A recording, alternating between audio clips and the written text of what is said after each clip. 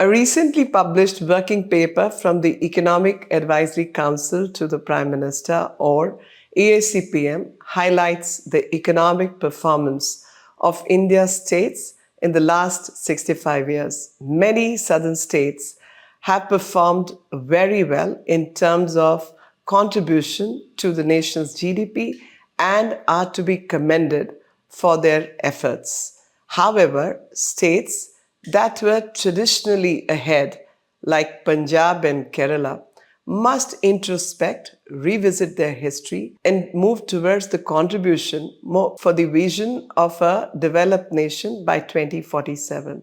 This is an attempt to analyze the interplay between policy decisions, infrastructure, resource allocation, and regional development in India. Today's new politics of North versus South has its roots in the imperialist policy of divide and rule. Some politicians and their cronies continue to indulge in such divisive politics, which is nothing but subterfuge for their personal gains.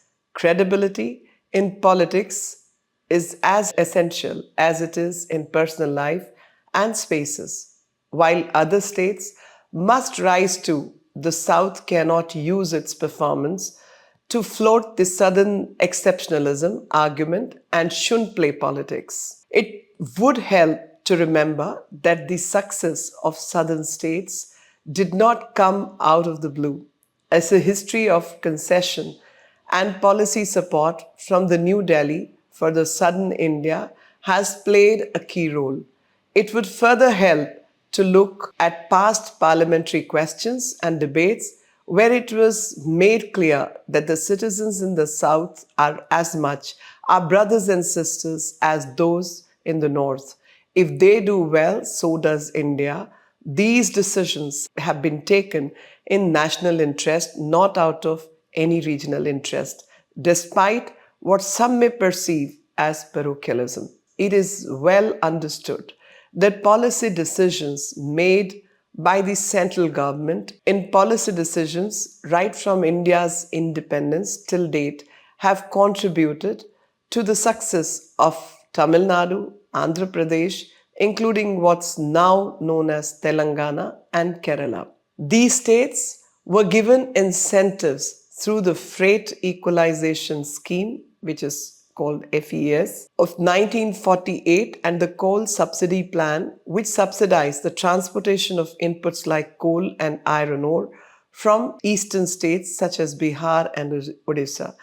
The idea was to promote equal industrial development across southern and western India. However, a 2018 study by the Cornell University found that central government's FES actually led to the decline of resource-rich states like Bihar, which today has only 4.3% stake in the GDP, despite having the highest density of population. Further, literacy and skill training were strongly promoted in the southern states of Kerala, Tamil Nadu, and Andhra Pradesh. Post-independence, through various schemes launched by the central government, this led to sustained growth with the skilled manpower or skilled workforce readily available for the technology, pharmaceutical, and automotive industries.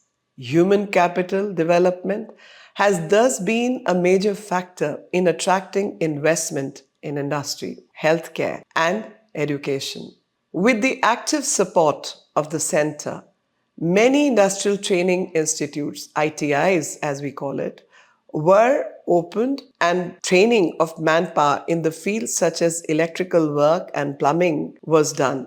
The government of India provided further incentives through the new IT policy of September 22 to leverage human capital resource, thus boosting the economic development of Andhra Pradesh, Telangana, and Tamil Nadu states that account for about 30% of India's GDP in 2023-24 as per the report.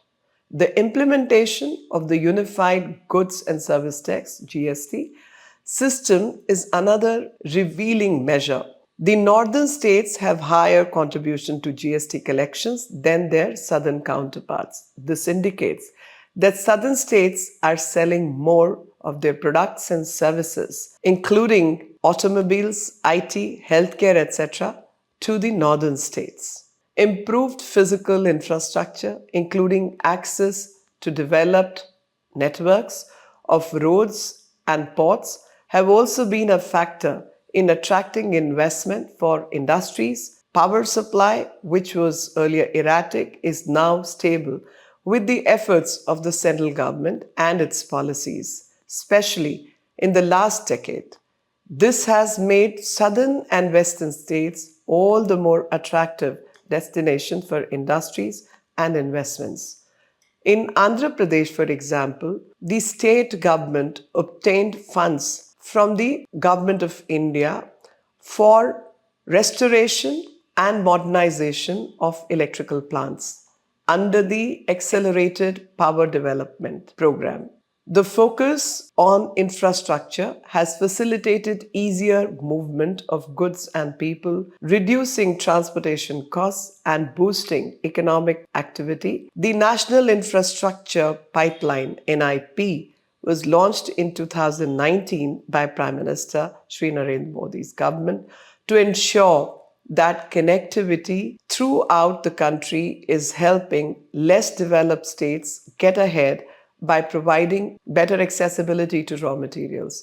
It is also heartening to observe the commendable development of Gujarat. The state came into existence only in 1960s but has rapidly made progress. Gujarat surpasses even Maharashtra in per capita income, achieving 160.7% of the national average in 23-24.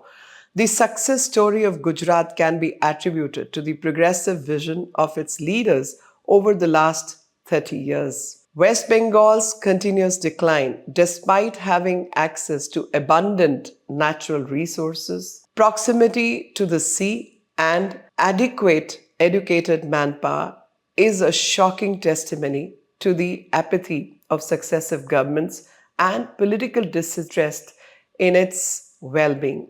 Once a leading contributor to India's GDP, 10.5% in 1960-61, the state's share has now declined to 5.6%.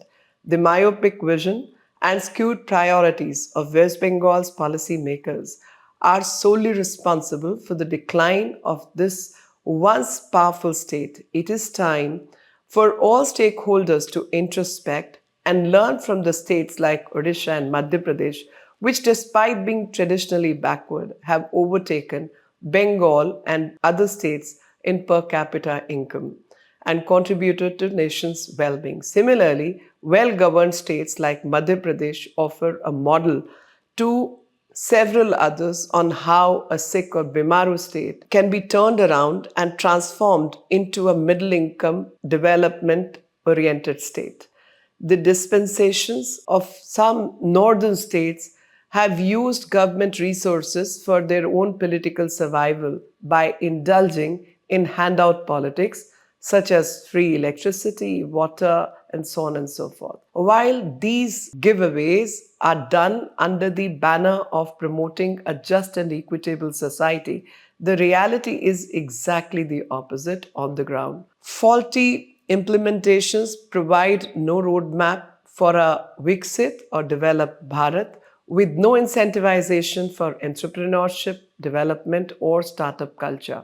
Punjab has been unable to leverage the benefits of the Green Revolution and has been overtaken by traditionally backward Haryana.